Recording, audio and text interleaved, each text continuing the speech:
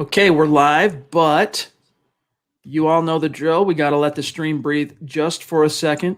Make sure we are getting those beautiful green check marks across all 5 of our streaming platforms.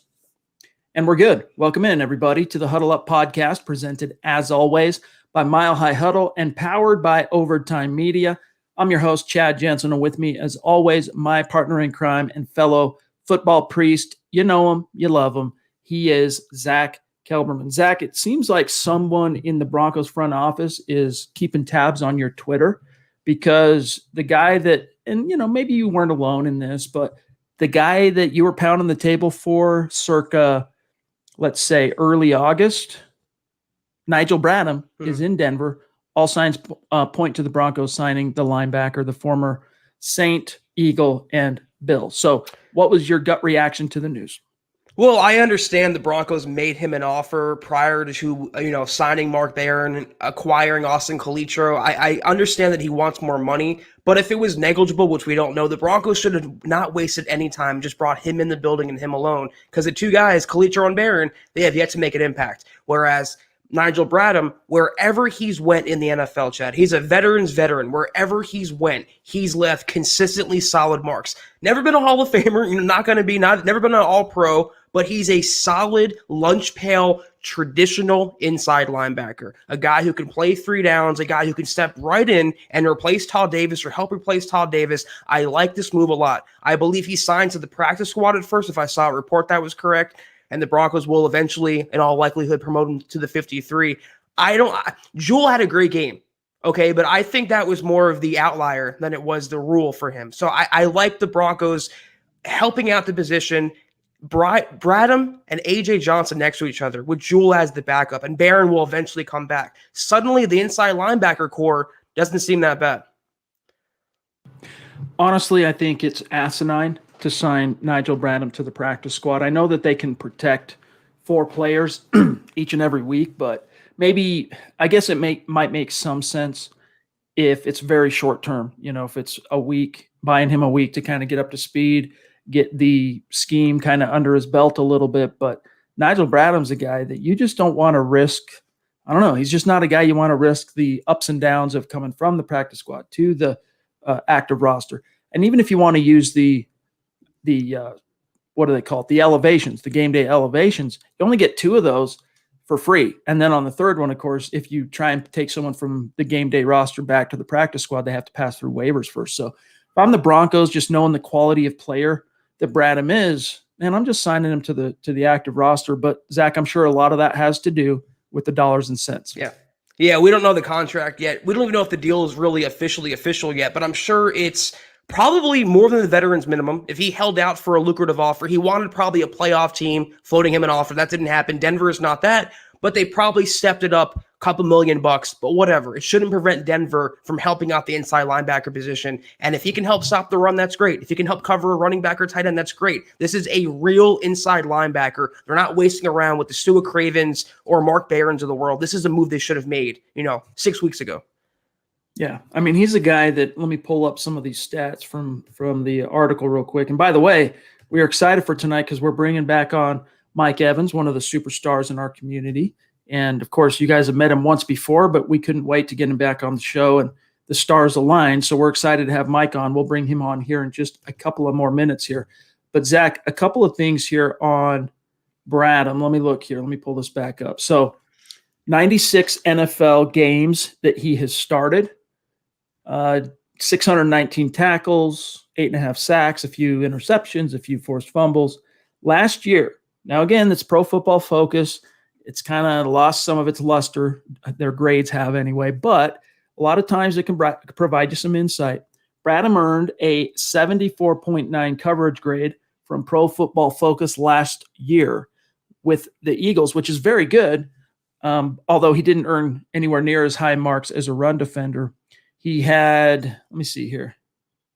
But yeah, I mean, just getting back to the coverage aspect, Zack, Alexander Johnson and Josie Jewell, they've, for whatever they might lack in coverage, whatever you might say about them in terms of being blitzers, pass rushers, although Jewell was very good in that department on Thursday night, they're good run defenders. Bradham, that's not necessarily his strength. What he brings to the table is coverage, though it's not exactly, a weakness for Bradham.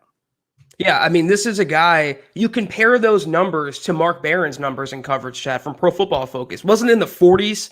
We went over this when the Broncos signed him. It was disappointing. Yep. Bradham legitimately can cover running backs and tight ends. He's not Patrick Willis in his prime, but you don't need that guy. What the Broncos finally have is a linebacker, an inside linebacker who's not a safety, who's not a convert, who's a natural 3-down guy who can help in pass coverage. And you supplement him with two dynamite guys in run support like Josie Jewell and A.J. Johnson, you suddenly have an inside linebacker core that can make up for some of the deficiencies. Maybe allow Chubb to rush more. Maybe allow Malik Reed to just rush more, attach you to rush more. It's going to help out the secondary.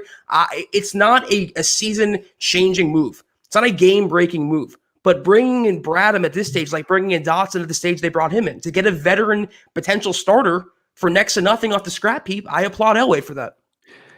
It's a weird world that we are living in when the Denver Broncos not only rekindle a past relationship with a former player, but a former first-round pick and 2 former draft picks, and also 2 former Super Bowl 50 roster heroes, if you want to call them that. Sylvester Williams, anyway, started on that Super Bowl 50 defense and anchored the defensive line at nose tackle.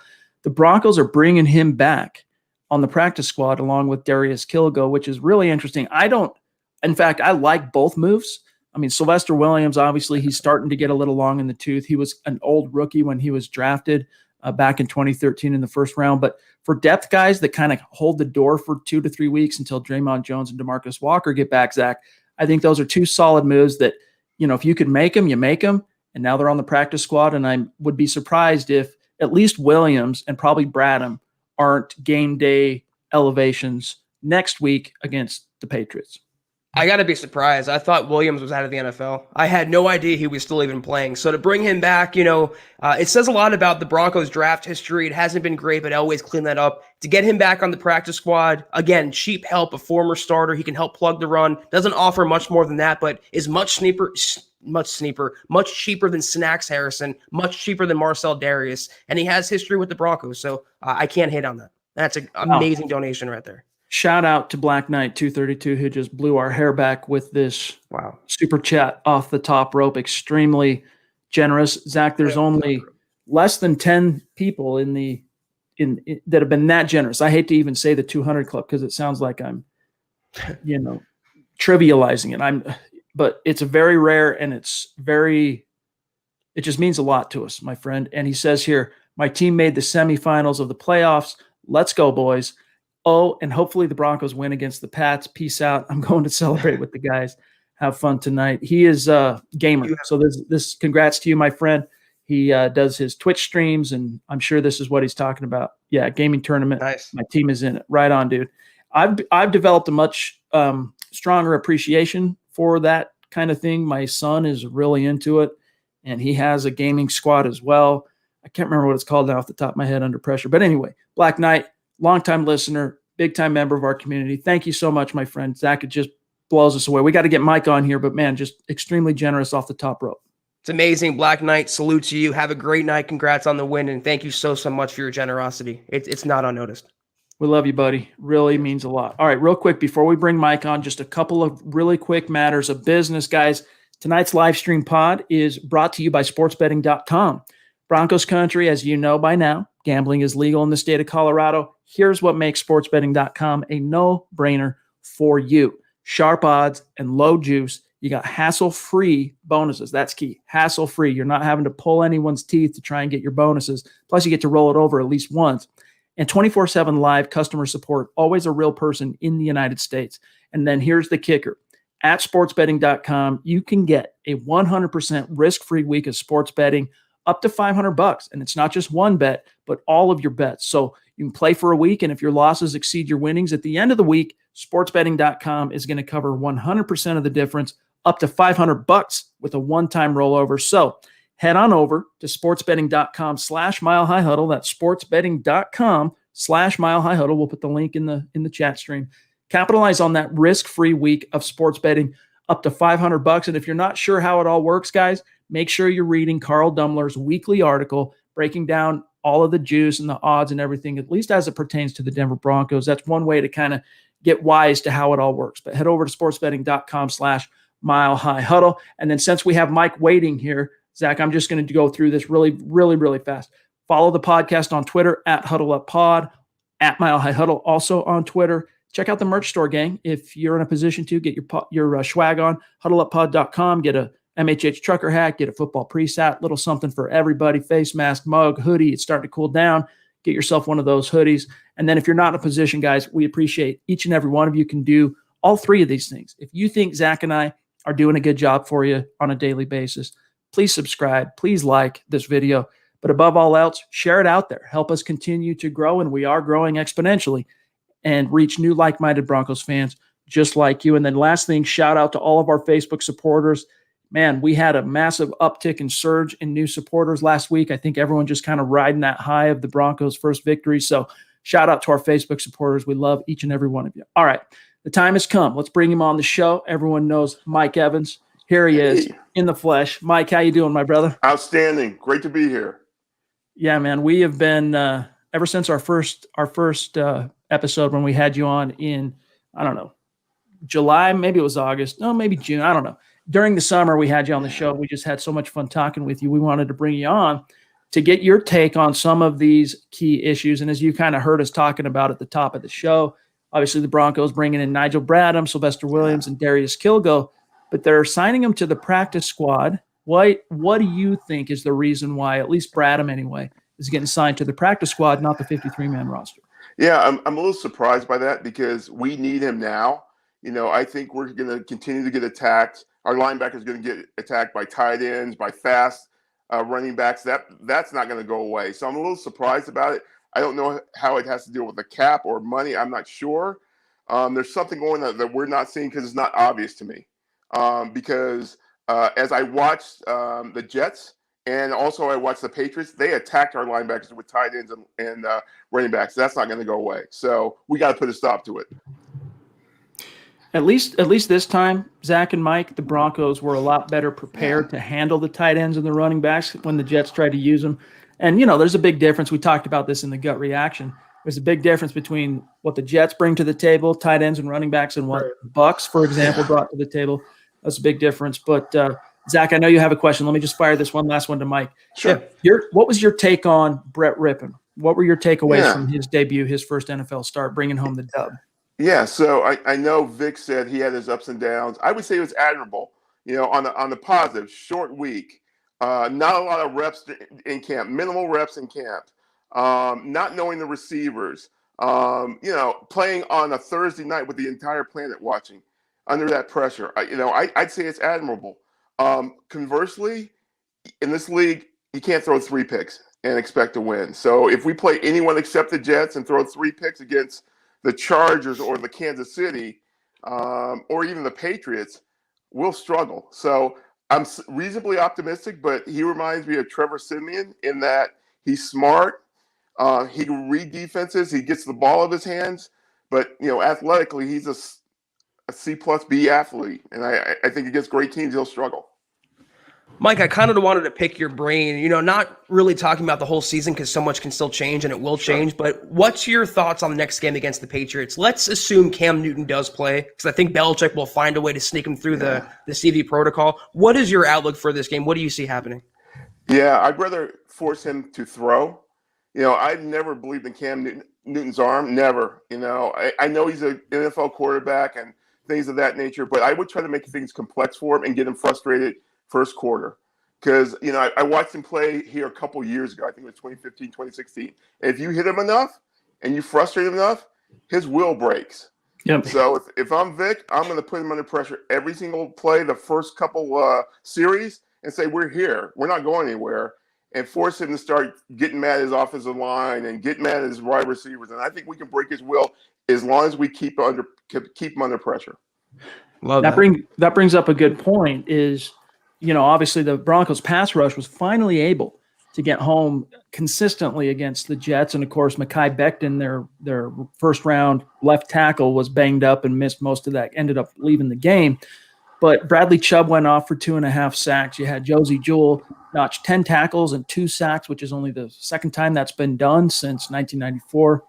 And overall, Vic Fangio was able to dial up some pressures that were not completely obvious and, kind of confounded Sam Darnold a little bit. But you don't know how much to read into that because it was the hapless Jets, and it was Sam Darnold who's just been pressing. So this brings up Macho Jonesy super chat. By the way, thank you for that super chat, Macho. Really means a lot to us, my friend. Make sure you reach out and connect with us on Twitter. Who says, "Great job, guys. Longtime listener. Welcome. We need another edge rusher who is out there."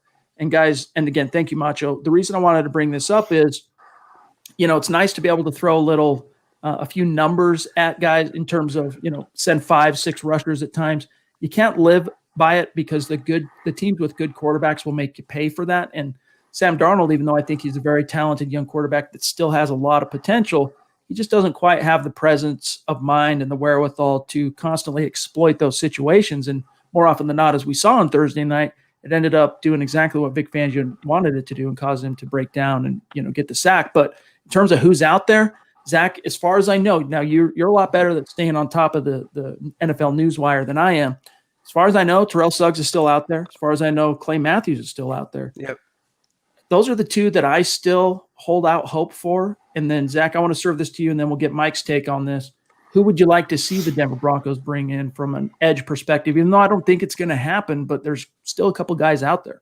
Here's my unpopular opinion. I don't think the Broncos need an edge rusher. I think with Bradley Chubb coming back to form, he's going to be good enough to hold the fort on the edge. You have Itachi who can get pressure. He can. You have Malik Reed who can get pressure. And you also have Draymond Jones coming back. You have Shelby Harris balling out. Deshaun Williams has looked good. I don't really think necessarily you have to sign an edge rusher like a Cameron Wake or a Suggs or a Clay Matthews, who I don't want at all, who's only going to take reps away from younger players. And I'm always so against that. I don't think anyone's going to come in right away and have an instant impact. I'd rather the Broncos go ahead with what they have, and if they can find a Malik Reed to be the long-term OLB3, I'd rather have that happen than waste time and money on a Clay Matthews. So that's my opinion on that. Mike, what do you think? Is this a team that needs to bring in a veteran, or do you concur with Zach? I'm kind of where Zach is, but here's my concern. When I watch individual play, Shelby can beat his man one-on-one. Chubb is now starting to beat his man one-on-one, but I'm not seeing that. Malik Reed, I've never seen him beat a tackle. Mm-hmm. So I think Vic might evolve to the Buccaneers kind of aggressive style, because I'm not sure that we can put pressure one-on-one with enough people consistently. My only concern with that is our safety play is kind of back down from last year, and I'm growing concerned that if we go aggressive, can they step up in the way to cover it? And I'm concerned about that. That brings up an excellent point. And by the way, quick shout out to Zeus McPeak jumping in with a very generous super chat. Thank you, Steve. Buddy. Always great to have you in the stream, and you know what you mean to us up there on the MHH Mount Rushmore. Zeus McPeak, love you, bro. But that brings up a interesting point that you broached there, Mike, and that is the apparent regression of Justin Simmons and Kareem Jackson. What do you think is going on there? Do you think this first quarter of the season that it was kind of just, an outlier type situation where all the other losses at different, losing your number one edge rusher, losing your number one corner, losing your number one defensive lineman, it all adds up to just a weird situation where the safeties are pressing or whatever, however you want to rationalize it? Or do you think Kareem Jackson's 32, he's just getting old, and Justin Simmons wasn't necessarily who he appeared to be last year? Yeah, I'm really concerned. So for the first time, Kareem is starting to look old. Last year, he played with his hair on fire. I remember the Texans game. He was unstoppable. One of the best safeties I've ever seen play. So I got a huge affection for him. He's always in the box playing hard. But when I watch Sam Darnold run through him and Justin, I'm asking questions. What's going on? So I have concerns. What do you think, Zach, on that very topic? Because I can't remember who brought it up, but the age thing with Kareem Jackson, eventually Father Time, he's undefeated, and it seems like potentially that might be what's really eating at Kareem. It's valid, but there's a lot of, defensive back, cornerback, or safety, you can play it into your 30s. It's not like a receiver or running back where you kind of break down after 30. I'm going to say it's a little too premature to make an opinion one way or the other. Let me go through at least one more quarter of the season, 4 more games. Then I'll tell you about Simmons and Kareem Jackson. He's not looking like the best safety in the NFL. Justin Simmons, through 4 games, he's looking closer to the worst safety in the NFL. Kareem Jackson, there's a reason you could argue the Texans let him go. I mean, again, good players don't become available. He had a transition to safety after he kind of wore off at cornerback. This was the guy the Broncos were getting. So maybe they were getting more short-term Kareem Jackson than long-term. That's my only thing with him. Yeah, I mean, you know what Justin Simmons reminds me of up to this point is the 2018 version of Simmons under Vance Joseph, in which he played every position in the defensive backfield, where he was just spread so thin where he couldn't specialize. He couldn't really build a foundation and focus on one thing. And he's just always almost. He was Justin almost Simmons, just always a hair late, a day late, a dollar short. He reminds me of that player, which is a little bit alarming. Let's grab this question, guys, real quick here from Dean Thompson on Facebook. I'm going to read the question, but I don't want to cut off Mike's beautiful visage here. So Thank you. Dean says on Facebook, hey, what's up, football priest? We got help, and who better than Sly? I'm freaking excited. They're saying we might get locked back for our next game, but don't get me wrong. I liked Rippin', and it's time to shut them doubters down. Go Broncos. Dean on Facebook, appreciate you being with us tonight. Let's talk about sarcasm. Ain't nobody getting excited over Sylvester Williams. It's not happening. Well, what was your take on the Broncos' decision, Mike, to kind of rekindle things with a couple of Super Bowl 50 heroes, including their former first-round pick, Sly Williams? Yeah, I think there's a level of comfort. Bill Kolar. So I'm trusting Bill Kolar to weigh in to say, I trust these guys. And for these guys to say, for Walker, they're playing to get somebody's spot. So one of those guys is like, I got 2 games to prove myself. So they're going to play they should be playing with hair on fire, saying I got 2 shots to get a job full time for the rest of the season. And I hope that spurs some real strong interior pressure. That's true, Zach. I mean, there's no rule that says once a player goes on injured reserve, you have to bring him back after 3 weeks. I mean, ostensibly the Broncos could say bring Draymond back and, part ways with Kilgo and keep Walker on injured reserve. And if Sly were to be able to kind of flash some of that potential, because, that I would say his first 3 years in the league, I mean, he wasn't exactly playing at a Pro Bowl level, but in 2014 and 2015, he started 2 Super Bowls for this team, and that's not nothing. But nevertheless, he played really well under the tutelage of Bill Kolar, as Mike brought up there. Maybe there's something there. I mean, he didn't exactly blow the doors down last year playing for the Chargers, but you never know. We will know for sure now what the Broncos think of DeMarcus Walker, because if he can't come off IR and go back on the active roster and beat out players like Darius Kilgo and Sly Williams, you will know for sure if he's really just a replacement level player. But to Mike's point, Bill Kolar is the common denominator. It reminds me of last year bringing back Billy Wynn of all people. It was such a random move, but there's familiarity. Someone on the Broncos coaching staff, which is probably Kolar, made the recommendation and the Broncos went ahead. For reinforcement right now, it's Kilgo and Williams are fine. But when Walker is healthy, I like to see him, and this may be just me, I want to see him just get one more shot to prove himself. One more shot. Mike, you do have 2 Super Bowl 50 coaches still on defense in Reggie Herring, the linebackers, and then Kolar, so maybe there's something to that. I think so. And, what I always like Walker in is like a NASCAR package, because he's very fast on the interior, and he could beat a defensive tackle. I don't like him I saw him against the Raiders, and he got pushed around. So I don't like him on run defense, but I like him on pass plays, because he gets that quick interior pressure, can get in and get pressure from the for the outside linebackers to make a play. Let's grab this one more super chat from Jack, and then I got one more question for you, Mike, and then we'll cut you loose for tonight. Sure. Again, so good talking with you, man. Thanks for making some time for us. This is from Jack Haas, a super chat superstar jumping in, and that's a name we don't recognize. So welcome, Jack, and thank you. Thank you. He says, watching Justin Herbert play continues to confirm our, quote, lock needs time. It's a new offense. It was a short offseason. That those are excuses and are wishful thinking. Guys, on this topic, there's two topics on Drew Lock that Jack broaches here that remind me I want to get your take on. The first and foremost is, let's talk about what he brought up. So many people at this stage now, I'm seeing just in the last week or so, are suddenly pining for Justin Herbert as if he was ever a realistic option for the Denver Broncos in the first place. Maybe if he would have come out in 2019, but he didn't. But nevertheless, he's 0-2. And yeah, he's put up some stats, but he hasn't brought home the bacon yet for the Chargers. So, Mike, what's your take in regards to Jack here saying that so far Justin Herbert is proving that all the hope on Drew Lock that everyone had leading into this season was wishful thinking? Yeah, I'm not there, so I respect the opinion. I'm a Drew Lock guy. I just think he's got, I just think about the 5 games I saw him play and the 4 we won.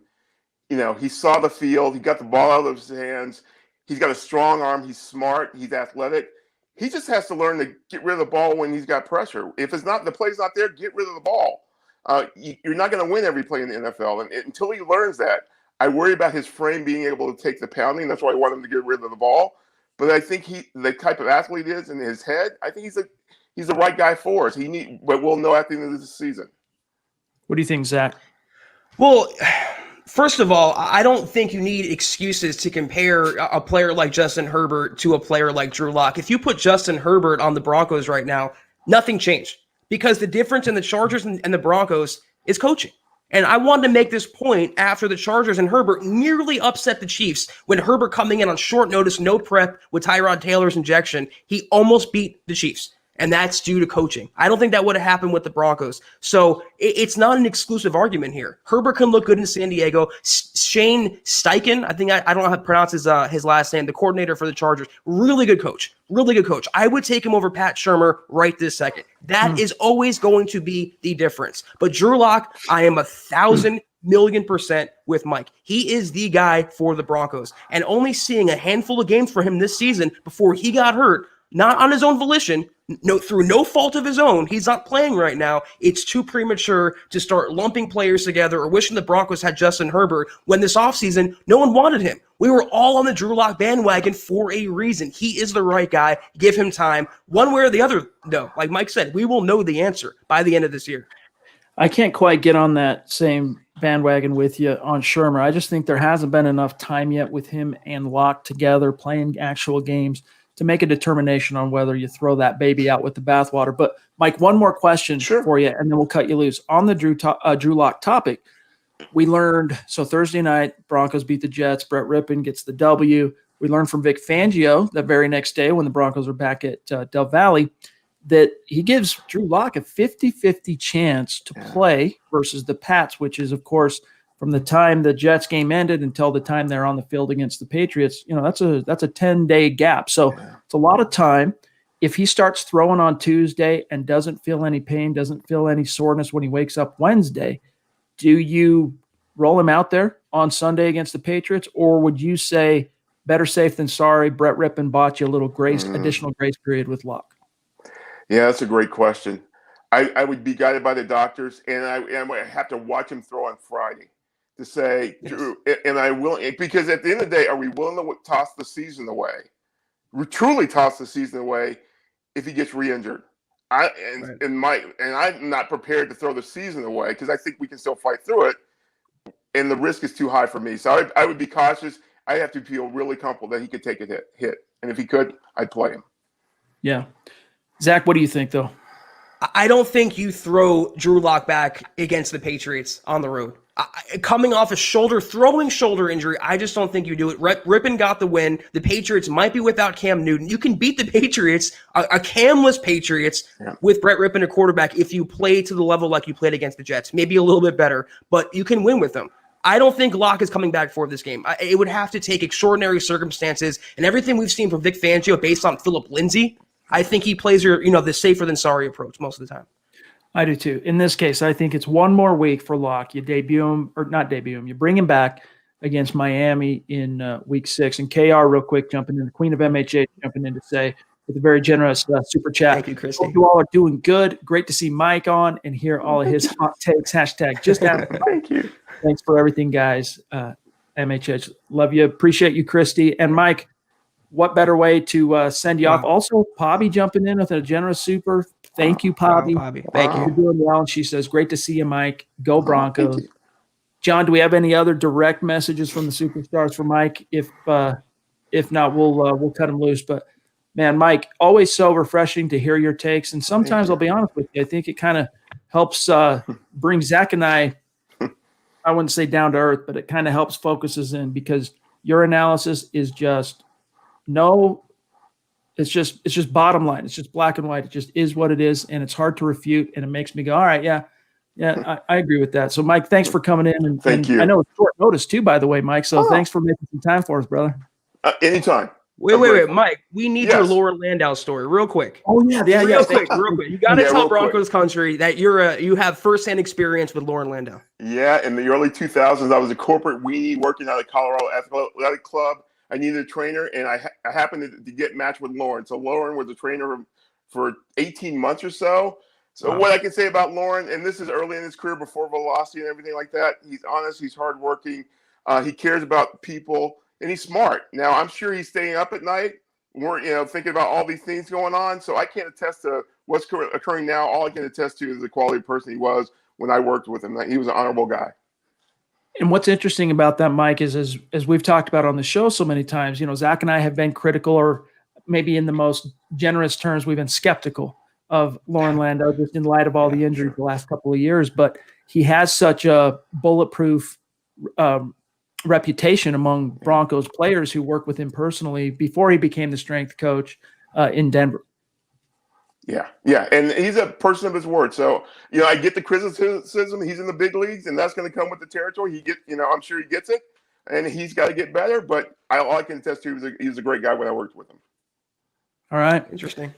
Zach, I almost forgot that. Thanks for bringing it up, my brother. Of course. All right, well, guys, reach out and connect with Mike on Twitter, as you can see here on the screen. It's great. Follow this man right 32 at DM Evans 32. So, Mike, have a great night, and we'll see if the Broncos can, get another win on the road in the East Coast next week. Outstanding. Appreciate y'all. Thank you. Thanks, Mike. Thanks, Mike. We'll see you. There he goes, Mike Evans. What a cool guy. Superstar.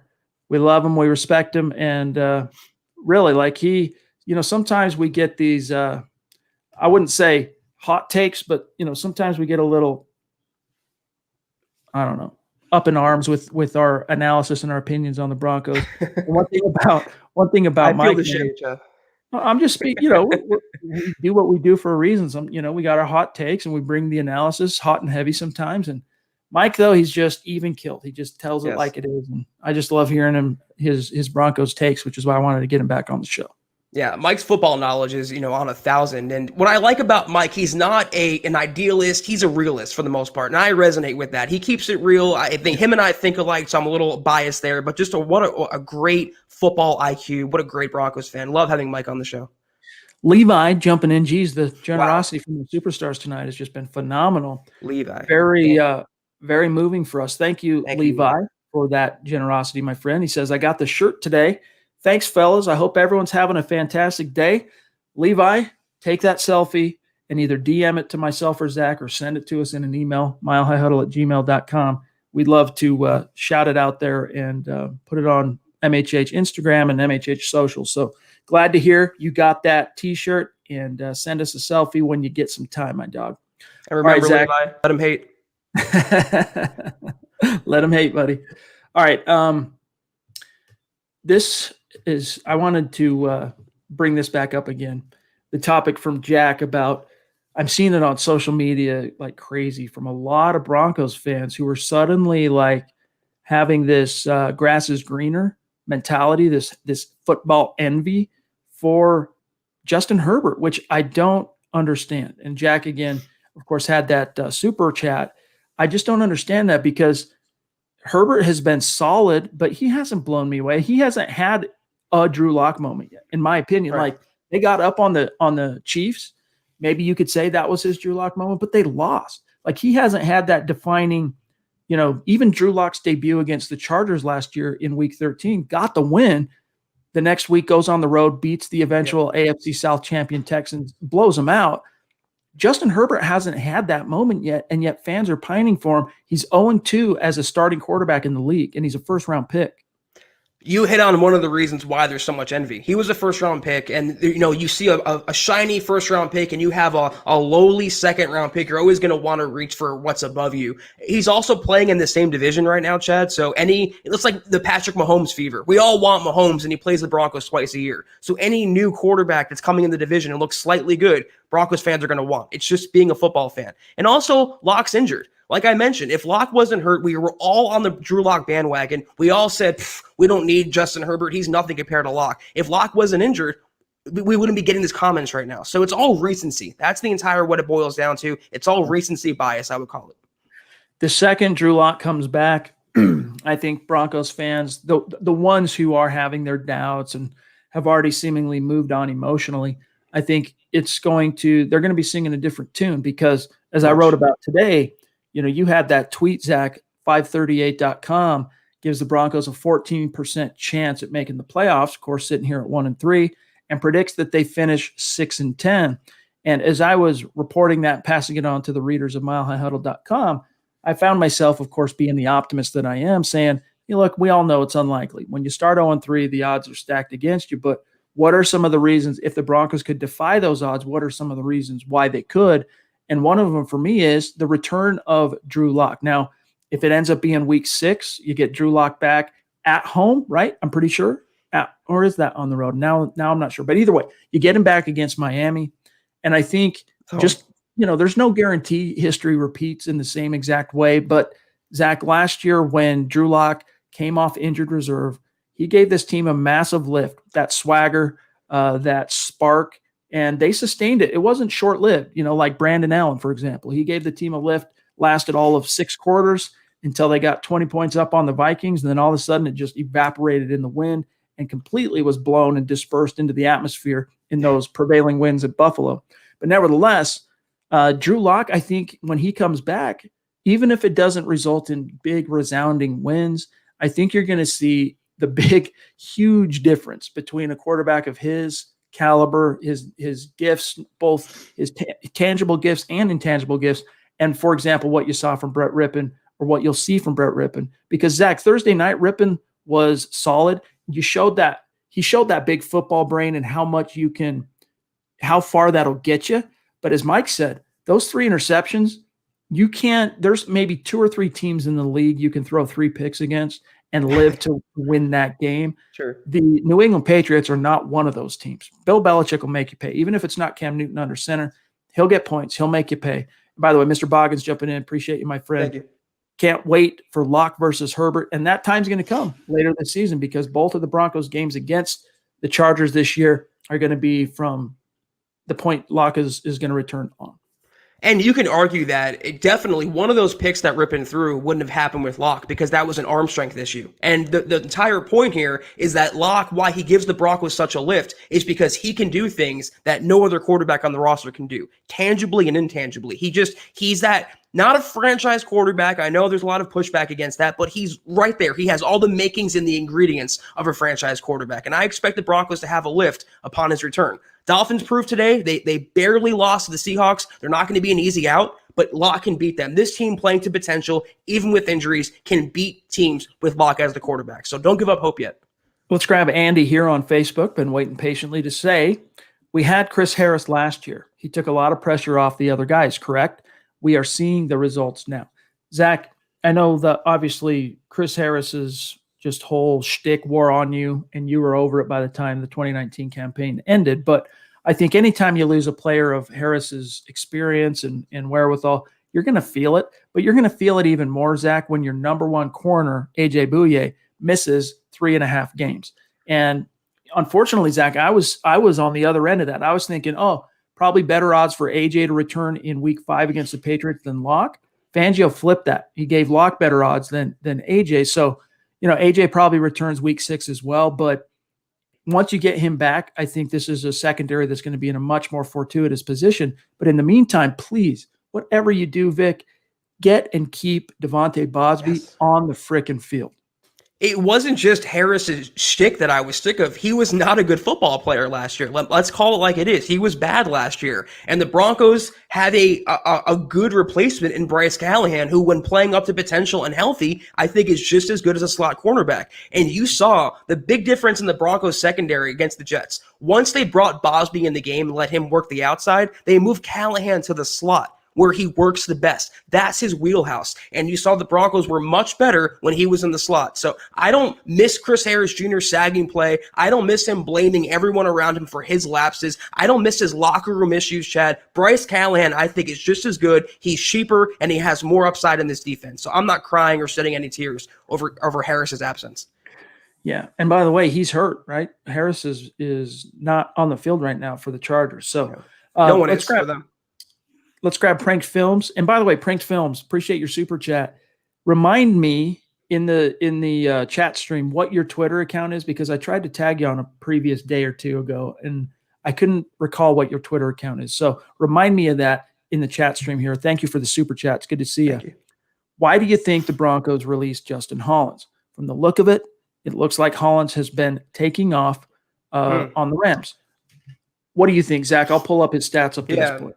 I was going to say I haven't followed Hollins. I know the Rams held the Giants without a touchdown today. I haven't followed his career there. I know he's working with Brandon Staley now, so not a surprise that he's doing probably moderately well.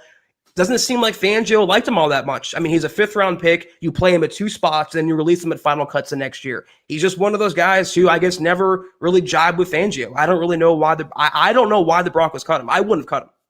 I mean, Zach, this is a guy we're talking about who up to this point, 3 games for the Rams. All right. They played 3 games. They haven't played yet as of, or maybe they're playing. Are they playing tonight? Either way. They played already. They beat the Giants. They beat the Giants today? Held them without a touchdown. They're not showing that's not being updated on anyway, on Pro Football Reference. But nevertheless, here's what it shows on PFR through 3 games. It doesn't show week 4 if he participated, but it shows a grand total of 0 sacks and 0 QB hits. So maybe he did something today. Let me pull up the box score real quick. In fact, since we're here, might as well do it. Let me check out. Let me see here. LAR. Where's LAR? There they are. Let me check. Whoop. This is the one I want. Let's see if Justin Hollins was able to produce here. And maybe I'm missing something. Which side? There we go. This side. Hollins had 1 tackle and a half. No, he had 1 sack. So he did get a sack today, Zach. So, that's not nothing. It matches his career high. He had 1 sack last year for the Denver Broncos in 16 games. But, I'm not really – I mean, we questioned that when it happened, but he was never – the Broncos couldn't have predicted that they were going to lose Von Miller. Right. And you could argue that, hey, they should have been a little bit more cautious with their young edge rushing talent because Von was long in the tooth and because Bradley Chubb was coming off an injury. But to me, he wasn't great enough of a player up to that point where you really cried too much over that spilt milk. I wouldn't have cut him personally, but if Vaughn never got hurt, would we have been talking about his release right now? Probably not. The Broncos counted on a bigger leap from Malik Reed. They re-signed Jerry Atachu. They like some younger guys that they went with instead of Hollins. And 1 sack, I'm not going to start bashing Elway for. Ryan Hamilton with a point I think is salient here because I agree.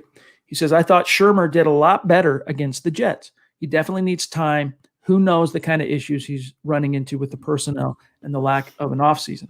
Zach, I know you've been highly critical of Shermer, and we both have at times this season.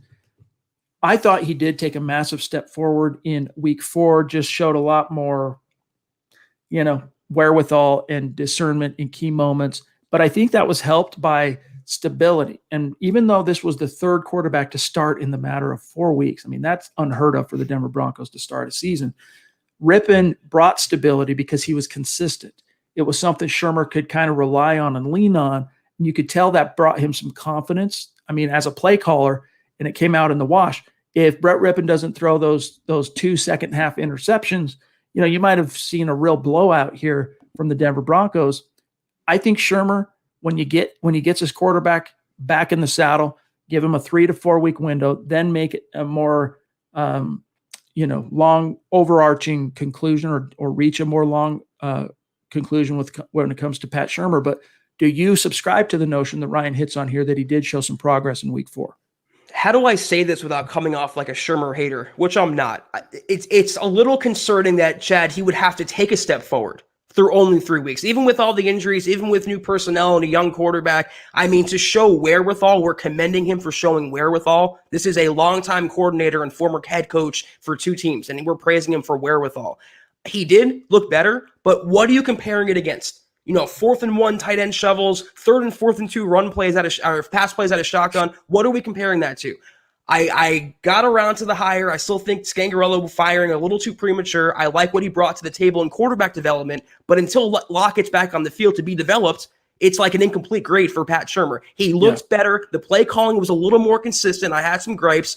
Let's just see it against the Patriots, though. A team, a real defense, a real opposing head coach who can throw him some wrenches. If he looks good again for another week, I'll eat some crow on Shurmur. And keep in mind, too, one thing, and I don't say this to get Broncos fans down about a trip to Foxborough or more down than you might already be, but, there's going to be a full game now of tape of Brett Rippon as a starter in Pat Shurmur's offense. So that Bill Belichick, almost said Bill Belichick. Bill Belichick is going to throw that counter punch, right? And, of course, Shurmur and Rippon, if it ends up being Rippon, are going to have to counter that counter punch. And it's going to be really interesting to see who comes out ahead. Without Noah Fant, too. Yeah, and it's probably going to be without Noah Fant. Fronty Pro on YouTube, appreciate this question. He says, guys, great show with very good takes, but realistically speaking, can Drew Lock compete with Mahomes and Lamar Jackson, Russell Wilson, etc.? I'm trying to stay positive here, but I just don't see it. Zach, we don't know yet. Well, okay. The thing he's missing here in this point, though, is look at the state of the teams of which those quarterbacks compared to Drew Lock are operating on. Mahomes, you remove him from that equation, there's still a playoff caliber roster. Same for Lamar Jackson in Baltimore, same for Russell Wilson, maybe less to a lesser degree for Russell Wilson, but nevertheless, it's a big difference in terms of when you look at the Denver Broncos, if they don't lose Von Miller and they don't lose all the guys that they've lost up to this point, Cortland Sutton, maybe it's a closer apples to apples comparison, but to me, this is a moot point because the Broncos as a team obviously are just nowhere close to being on the same level as a Chiefs or a Ravens. That was my other point. It's what's one thing those teams have in common the Broncos don't. They're all mostly healthy. I mean, the Broncos lost their RB1, their tight end 1, their RT1 opted out. Sutton went down for the year. They've got an injury racked at almost every single spot, whereas Wilson has a full lineup. Mahomes has a full lineup. Jackson has a full lineup. That's the difference. We just don't know yet. We saw 5 games last year. He went 4-1. He had franchise quarterback makings. We saw a game from him and then a half a game, and then he got injured. How do we know what we have, good or bad, in Drew Lock until we get at least half the season? At least. Ideally a full season, but I'll take half the season right now just to make one determination, good or bad, on Drew Lock. But until then, you can't determine either way. You can't say anything. You can't lump them in. Everything right now is apples and bowling balls until proven otherwise. Jess, CO13 Sports, one of our superstars jumping in. Thanks. Good to see you, Jess. Better second half with the players coming back, please. So that was another of the 4 reasons I said for optimism that maybe the Broncos could defy the odds that 538 have the 14% chance of making the playoffs. In that same little section about, Drew Lock's coming back, I also mentioned that you're getting back A.J. Bouye at some point here in the next couple weeks. You're going to get back Draymond Jones. You're going to get back DeMarcus Walker. That helps your D-line and your interior pass rush. You're going to get back Phillip Lindsay. And then Noah Fant might miss a game, but you'll get him back as well. That quintet of players is going to give you a boost in the second half of the season as well. So still, I'm not dispensing with the optimism quite yet. We still got to be realistic and know that the odds are extremely low. But until the mathematics eliminate the Broncos, I'm not going to eliminate them on this show. I'm not either. I don't see maybe an 11-win team anymore with these injuries. I'm just being realistic. But 6-10, I think the Broncos can do better, and I think they will do better than that record. Kevin Smith, longtime listener of the show. One of our superstars. Appreciate you, dog. Love the football priest hat, my friend. Appreciate you. He says, in Locke we trust, # let him hate. That's right. I mean, don't give up on this kid. Mike brought up a great point, and it's something that, I've said following the week 2 game and up to this point is, you got to be smart enough to know when to fight for that extra, buy yourself that time to fight for that extra time downfield and when to just throw it away. And as Mike said, you got to be able to live to fight another down. And in Drew Lock's case, unfortunately, I think it took that injury to his throwing shoulder and missing time and really taking the wind out of the sails of what in the hope that he had, I'm sure, for this season and the team as well, and really torpedoing the team's odds as we saw, 538, 14% odds at making the playoffs. That injury is a big reason that torpedoed the Broncos' prospects this year. So hopefully that was a lesson that he learned, Zach, that he can be a little bit more aware of when to get rid of it, when to, really fight for the extra time, and when to get rid of it. What was that, Zach, halfway through the first quarter, for him to be playing hero ball is a phrase I use that early, like you just don't have the frame for it. You don't have the Patrick Mahomes frame. You don't have that Josh Allen frame. It's not quite apples to apples. He's also not wired to be a scared, passive, conservative game manager. He's a gunslinging quarterback, and not only that, he's a young quarterback, and that's a common, I would say, negative trait with young quarterbacks. They want to make the play. Look at Joe Burrow a few weeks ago. He almost got decapitated by Malik Jackson. He wanted to make the play, and when it works, you commend that. When it goes wrong, you bash him for it. So I'm never going to hold that against Locke. He wanted to make a play, and I'd rather that than Cam Newton running away from the ball in Super Bowl 50. I want the quarterback to be aggressive and to do everything he can to help the team win. If the Broncos had better protection, it will always come back to that. If you had DeMar Dotson in that Pittsburgh game, Locke is under center today. As simple as that. I think there is a happy medium, but you're not wrong that already the right side of that line is significantly improved with DeMar Dotson. I mean, I know it was just one game, but hey, Brett Rippon did not get sacked, or at least not. Every time he did get sacked, it was on a blitz, and it was on a third down that resulted in a roughing or another penalty on the Jets downfield. So officially, per the stats, he did not get sacked. So, and yeah, you got it, Fronty. Thanks for the question. But when Locke gets back, he's going to have the benefit of a more experienced and competent right tackle, and that ought to help things as well. Jack jumping back in on Super Chat. Appreciate you, Thank my you, friend. Jack. He says, Michael Ojemudia has been our best rookie so far. I think he's been up there, but I wouldn't say he's been better than Jerry Jeudy up to this point. Jerry Jeudy had his early struggles, but Ojemudia has had one game where he's not been, maybe 2 games. Maybe you could count the Bucs game because he wasn't bad in the Bucs game either, but he's got 2 games. He's got a little momentum, but those first couple of games, man, they were so bad. I couldn't say he's better than Jeudy. Now, Jeudy did have the 2 games in a row with the drop. And you could maybe argue that was equally as bad as what Ojemudia, his lapses in coverage those first 2 weeks. But Jeudy has made an impact. Jeudy has not only put points on the board, but he's helped move the ball and open things up when you got Cortland Sutton on injured reserve. So I would say it would go Jeudy and then probably Ojemudia right beneath him. You could argue KJ Hamler is sandwiched between them. He's made an impact. He's helped change the complexity of a game, and far and away, Judy's the best rookie. Here's what I'll say about Ojemudia. If he could catch, he'd be great, but he's already better, much better than Langley and Yadam. I don't think we have that worry, Chad, that he's a third-round bust. I think the Broncos finally extinguished that with Ojemudia. Pobby jumping in to say, it takes time for any quarterback to develop. I want to see Locke as our QB for the season at least. Common sense.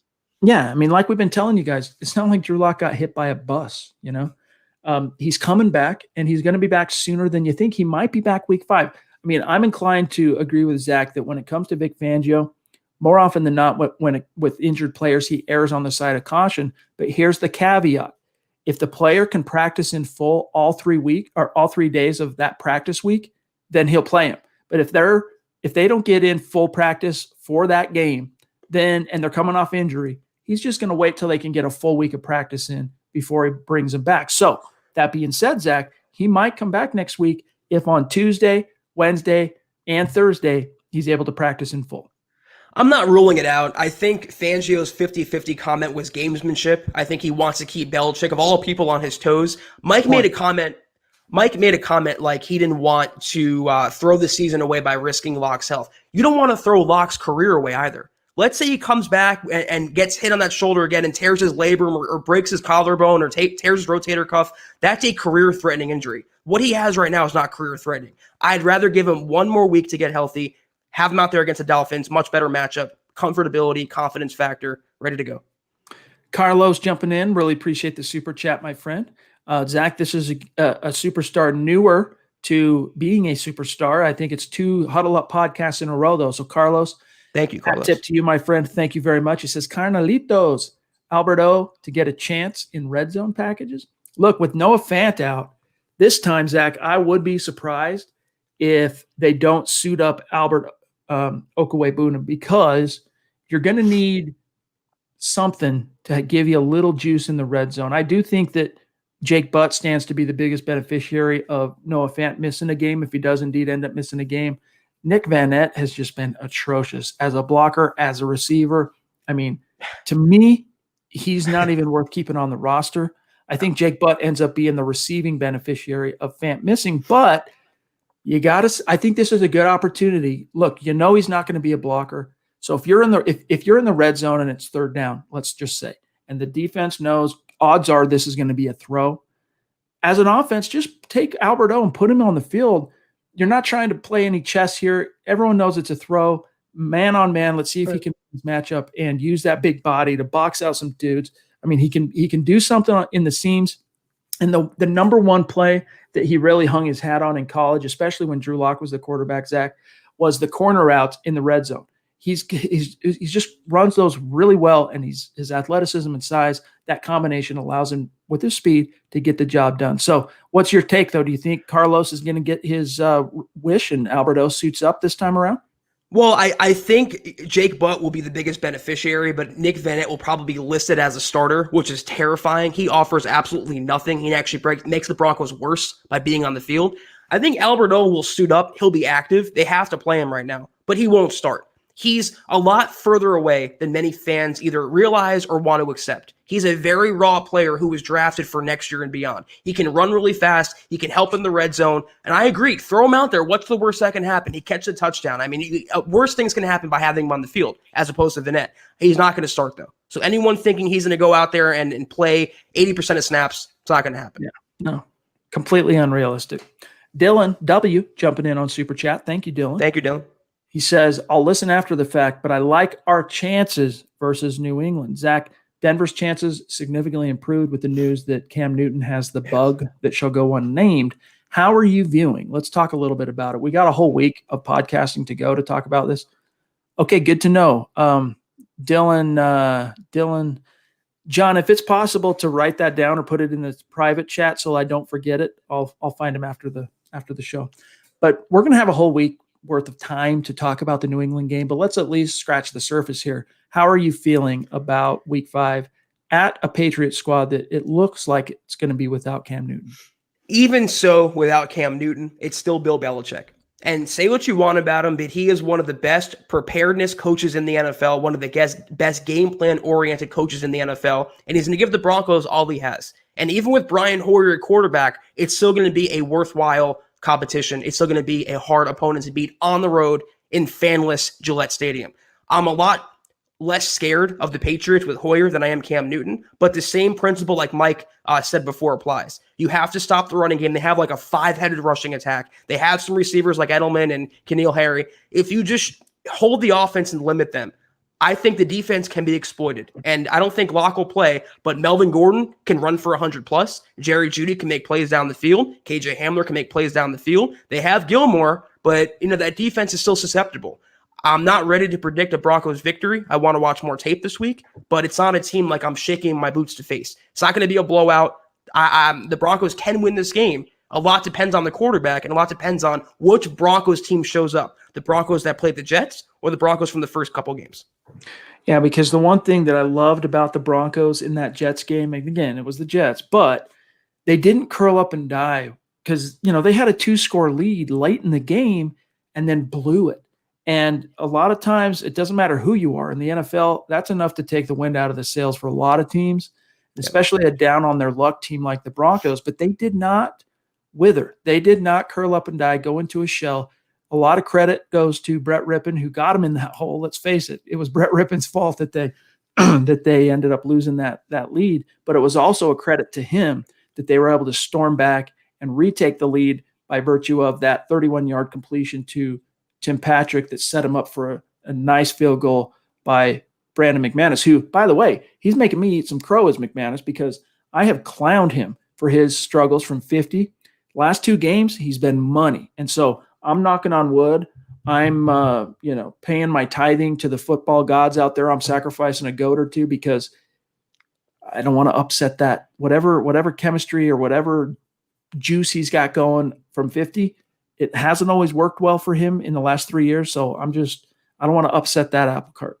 It's a good point. And I will just add this to my previous point. If the Broncos show up to New England and expect to play against New England the way they played against the Jets and win, they're going to be boat raced off the field. It's going to be a bloodbath. They got to come in there and play above their heads. They can't rest on their laurels from the Jets. Even a Cam Newton-less Patriots team is infinitely better than the New York Jets. So they have to play well above their means. But if they do, if they coach above their means, they can win this game. Bradley, send me that profile pic, dude. I'll put it on MHH Instagram with the face mask. Send that to me, dude. milehighhuddle@gmail.com. We definitely want to shout you out. Appreciate you supporting the merch store, by the way, as well, my friend. One of our superstars in the community. All right, Zach, we're about out of time here tonight. I know a lot of fans want to watch tonight's Sunday Night Football. So let me just make sure we haven't missed any of our superstars, and then we'll wind it down for tonight. And, of course, shout out and credit to Mike for making some time for us tonight. Leroy on Facebook. The reason Jake Butt is not getting passes thrown to him is because he's one hit away for his career to be over. I really don't see it that way, Leroy. I know what you mean, though. I mean, let's face it. We all feel that way with regard to Jake Butt. But, dude, Jake Butt has actually been pretty good. The Dove Valley Deep Divers guys on Friday night did a great job breaking down that 43-yard busted run from Melvin Gordon where he tried to go inside, got bottled up, and then broke it outside, and you had Brett Rippon out there running as a lead blocker, and he scores. Well, on that play, if you go back and watch it, and if you have access to the All-22, that's probably the best view, but you don't need All-22. You can just watch a replay of the television broadcast. But, Zach, on that play, on the left-hand side of the line, you got Jake Butt as the outside tight end and Nick Vanette right next to him. Jake Butt absolutely rocks his assignment, seals off his man. Meanwhile, Nick Vanette gets absolutely destroyed, basically because of just crappy technique. Jake Butt is showing up as a blocker. It's not showing up in the stat box quite yet. That's been Noah Fant's job, right? Noah Fant is the receiving tight end, and this is Pat Shurmur's scheme where they don't use a lot of two tight end sets in the passing game. So I've been happy with Butt up to this point, and I'm curious to see if my hunch is correct that I think he's going to be the biggest beneficiary this week, indeed, if Fant is unable to go in terms of the passing game. Listen, I'm not the biggest Jake Butt fan, but when you have a guy who had 4 career knee surgeries, he really is one hit away from being done for his career. I mean, he won't survive another one. So he is playing, I think, better than I expected. He's a much better blocker than people want to give him credit for, and he's a much better blocker than the blocking specialist Nick Vanette. I got to give him credit. He hung in there. He's trying to make an impact for himself. He's trying to show the Broncos that he can still play at a high level. And I'm with you, Chad. He will get the most snaps in Fant's absence. And tight ends are always a young quarterback safety blanket. So whether it's Drew Lock or Brett Rippon, he'll probably get a lot of targets thrown his way. I hope for the Broncos' sake, he capitalizes. All right, last one here from Bradley, specifically answering his question, and then we're going to get out of here for tonight. I appreciate the super chat, my friend. Thank you, Bradley. Observations on how Shurmur has used our tight end group. And then he follows that up with something to the effect of he's used them more than expected.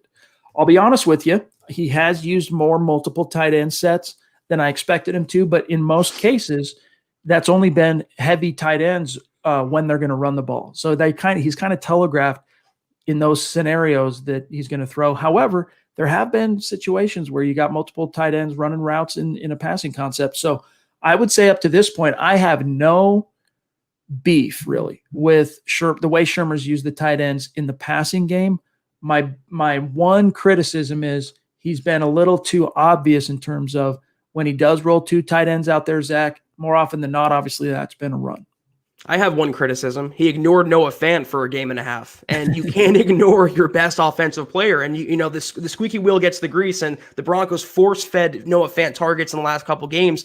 Other than that, though, I mean, you can question why Albert O hasn't been involved, but I do like how he's using Jake Butt in run blocking. I do like how he's getting all 3 tight ends involved. I wish Vanette wasn't the 3rd tight end, but in terms of feeding Noah Fant, I'm always going to support that. If you get him the ball, good things will happen. I just don't like when Shurmur goes away from his best weapon. Well said. All right, guys, we got to get out of here for tonight. Thanks to each and every one of you for joining us. A mile-high salute to our Super Chat superstars who have been so generous tonight. Goodness gracious. Pobby, Black Knight 232, just from the top rope. Obviously, Levi, all of you guys. And if Christy. I didn't mention you, Christy, we love you. You mean everything to us. And you're basically paying for the party. So thanks to each and every one of you. It means a lot to us.